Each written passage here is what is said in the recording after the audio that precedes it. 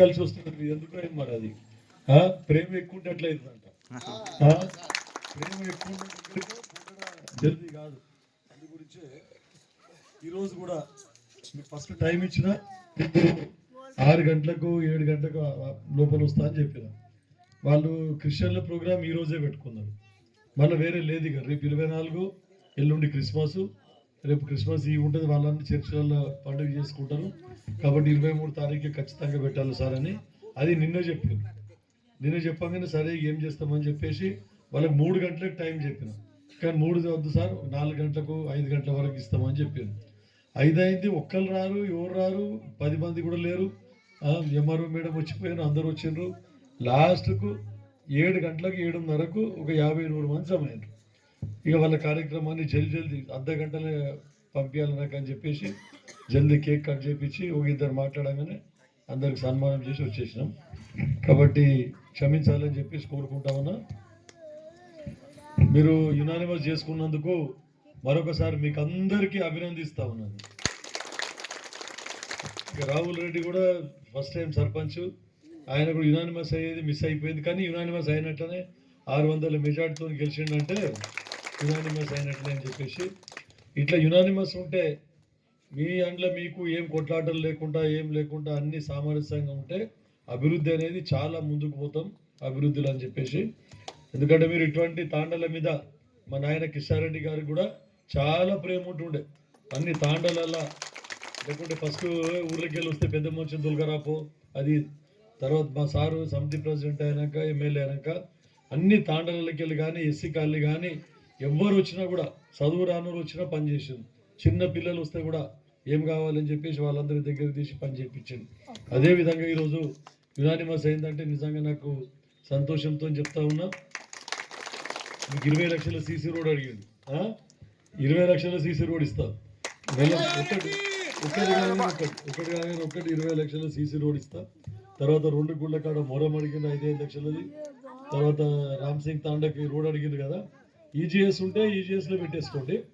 ఈజీఎస్లో road formation అయిన తర్వాత నేను దాన్ని మళ్ళీ మెటీరియల్ కాంపోనెంట్ కింద మళ్ళీ మెటల్ రోడ్డు తర్వాత కల్వర్ట్ గిల్వర్ట్ ఉంటే దాన్ని మళ్ళీ చేపించే ప్రయత్నం చేస్తా. ఈ గుళ్ళకాడ మరి మీరు మొరం అడిగింది ఎందుకు? సీసీ ఏం రాదా గుళ్ళకాడ? మరి మీ అడేలాగా పెడితే సీసీ అవుతుంది, గుళ్ళకాడ బురద కాకుండా ఉంటుంది. కాంపౌండ్ పెద్ద కాంపౌండ్ వాళ్ళ సరే చూద్దాం. అయిన కాడికి మనం ఇది చేసుకొని ఖచ్చితంగా కూడా గుళ్ళకు కూడా మనము సీసీ మొరంకు బదులు సీసీ చేయించే విధంగా ప్రయత్నం చేసుకుందాం. ఎంత మట్టుకు అయితే అంత మట్టుకు అని చెప్పేసి. ఇక ఇళ్ళ గురించి అడిగిండ్రు. ఇల్లు ఎంతమందికి వచ్చినాయి? ఇప్పుడు నలుగురు కట్టుకున్నారా? మరి పాత మీరు అట్లా చేయకుండా, మీరు అట్లా చేస్తే పోయినసారి అయినట్లు అంత బోగస్ అయ్యి బిల్లులు హైదరాబాద్ దూరంలో పేరు మీద ఇండ్లు మొత్తం బిల్లులు లేపుకున్నారు. ఇట్లా కానియకుండా ఏ సాబ్కి అడిగి నేను ప్రయత్నం చేసి చూస్తా. ఒకవేళ ఏం ఛాన్స్ ఉన్నా చూద్దాం. కానీ బయట ఎక్కడ చెప్పకుండా, మరి బయట చెప్పుడేమున్నా ఫోటో అది క్యాచ్ అయితేనే యాప్లో ఫోటో తీసుకుంటేనే అది పనిచేసినట్ల.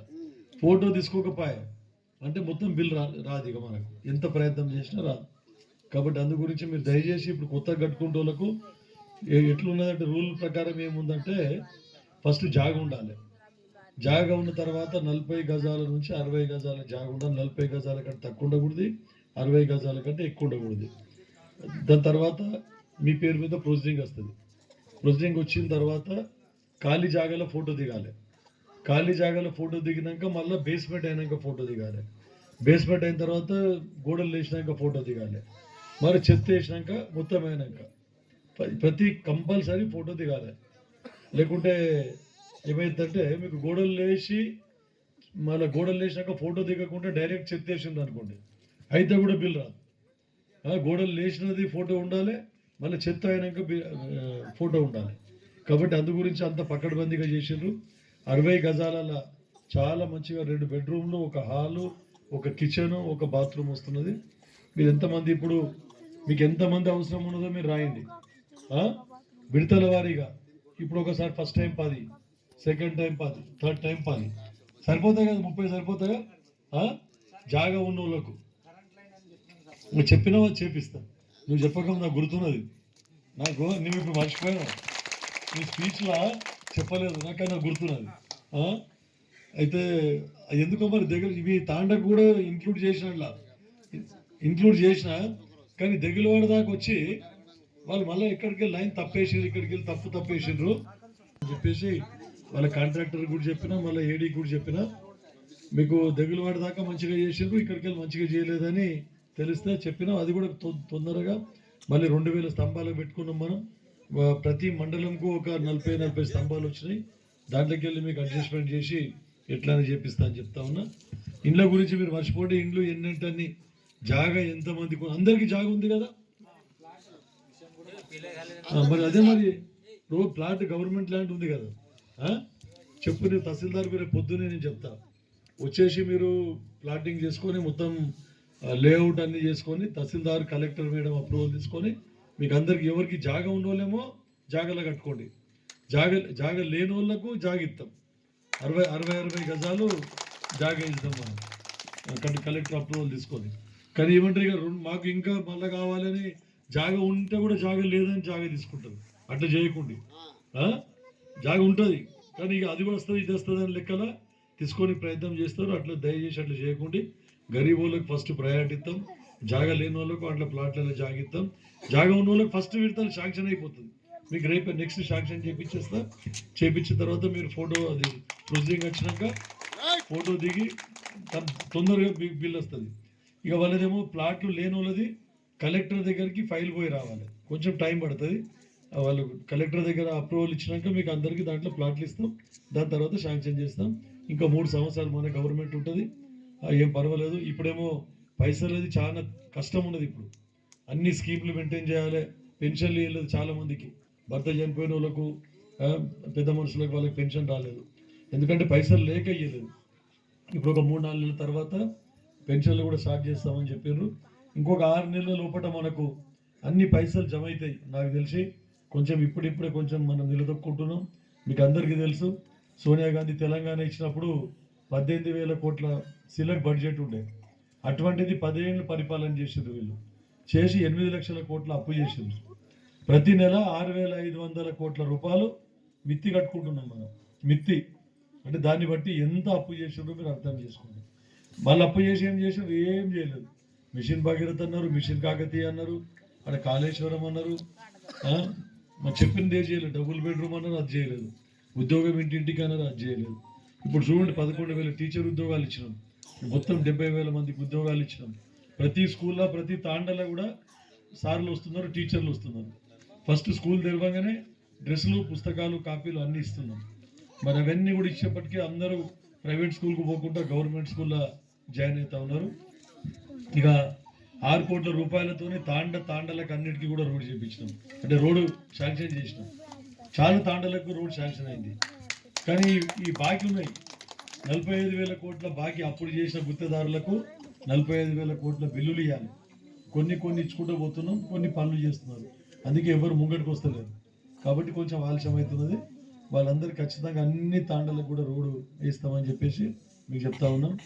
మళ్ళీ మనకు ఈ చౌకన్పల్లి తాండన ఇది మనకి ఏది రామ్సింగ్ తాండకి మీరు ఇప్పుడు మొరం అడిగారు కదా, అది ఒకటి చెప్పిస్తాం. అక్కడ పోయినప్పుడు కూడా ఫార్మేషన్ చెప్పారు. ఫార్మేషన్ రోడ్ 80% ఈజీఎస్లో చేసుకుందాం. తర్వాత దానికి కలవట్లు అవసరం ఉన్నాయి, కలవట్లకి అన్నీ మనం చేసుకుందామని చెప్పి చెప్తా ఉన్నా. ఇంకా ఏమన్నా రేషన్ కార్డులు, సన్న బియ్యము రేషన్ కార్డుల మీద ఇస్తున్నాం. రేషన్ కార్డులు ఇప్పుడు వచ్చిన వాళ్ళ మందికి ఉండని, తర్వాత కొత్త రేషన్ కార్డులు ఎంత మళ్ళీ అప్లికేషన్ పెట్టుండి కొత్త రేషన్ కార్డులు ఇస్తాం. కొత్త రేషన్ కార్డులకు కూడా ఇల్లు శాంక్షన్ చేస్తున్నాం. ఇంతకుముందు కొత్తగా పెళ్ళైన వాళ్ళ పేర్లు ఎక్కలేదు, మళ్ళీ పిల్లలు పెద్దగా పెళ్ళిళ్ళు అయినాయి, వాళ్ళకు కూడా రేషన్ కార్డు ఇవ్వలేదు. ఇప్పుడు రేషన్ కార్డులు ఇచ్చినాం. ఇంకా ఎవరికైనా అవసరం ఉంటే రేషన్ కార్డులు ఇస్తాం.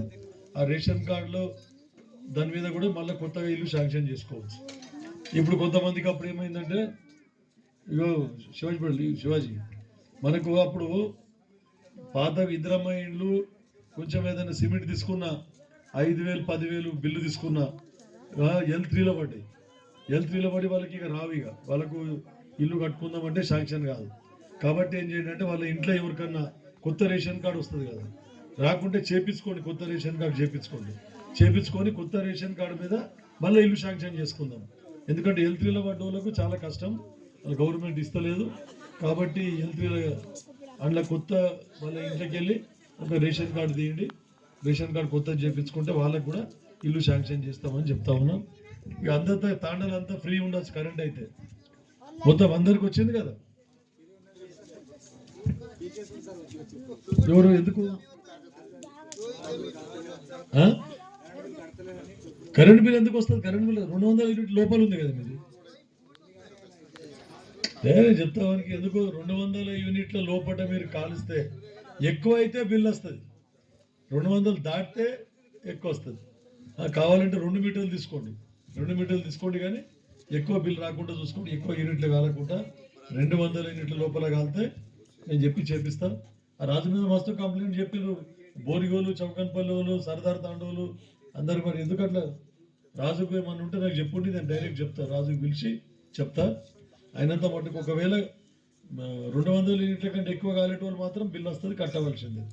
మీరు 200 లోపల ఉంటే నాకు తెలిసి అందరికి సరిపోతుంది, ఎక్కువ మటుకు 200 సరిపోతుంది. కాబట్టి ఇటువంటి ఇంకా మన కార్యక్రమాలు ప్రభుత్వ పరంగా ఏమన్నా ఉంటే కూడా నా దృష్టికి తీసుకొని రండి. మీ సమస్యలన్నీ తీర్చే విధంగా కృషి చేస్తా అని చెప్పేసి మీకు అందరికి చెప్తా ఉన్నా. చాలాసేపు చల్ల కూర్చున్నారు, మీకు అందరికీ మరొకసారి క్షమించాలని చెప్పి చెప్తున్నా. మళ్ళా మధ్యాహ్నం ఎప్పుడన్నా మీకు ఇవన్నీ శాంక్షన్ అయినాక, ఈ పనులు మీరు చెప్పారు కదా, పనులు శాంక్షన్ అయినాక మళ్ళీ ఫౌండేషన్ స్టోన్ పెట్టడానికి, లేకుంటే కొబ్బరికాయ కొట్టడానికి, అప్పుడు మళ్ళీ ప్రోగ్రాం పెట్టుకొని మళ్ళీ మీరు తాండకి వస్తా అని చెప్పేసి అందరికి కూడా మళ్ళొకసారి నాకు గెలిపించినందుకు మీకు అందరికీ ధన్యవాదాలు తెలుపుకుంటూ ముగిస్తాను.